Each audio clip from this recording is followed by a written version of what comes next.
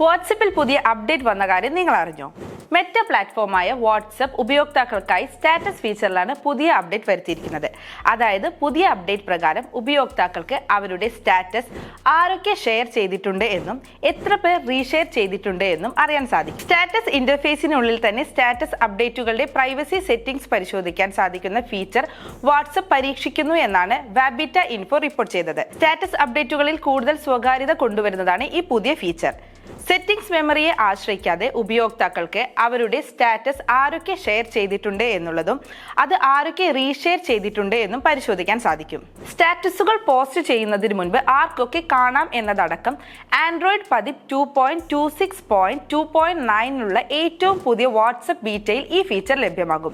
Feature നിലവിൽ beta ടെസ്റ്റർമാർക്ക് മാത്രമാണ് ലഭ്യമായിട്ടുള്ളത്. Report അനുസരിച്ച് സ്റ്റാറ്റസ് വ്യൂസ് മെനുവിനുള്ളിൽ പുതിയ ഓപ്ഷൻ കാണാൻ സാധിക്കും. ഉപയോക്താക്കൾക്ക് ഈ സ്ക്രീനിൽ നിന്ന് മെനു തുറക്കുമ്പോൾ ന്യൂ ഓഡിയൻസ് ഓപ്ഷൻ കാണും. ഇതിൽ ടാപ്പ് ചെയ്യുമ്പോൾ ഫീച്ചർ കാണാം. ഈ ഫീച്ചറിലാണ് സ്റ്റാറ്റസ് ആരൊക്കെ ഷെയർ ചെയ്തിട്ടുണ്ട് എന്നതടക്കമുള്ളത് കാണാൻ സാധിക്കുന്നത്.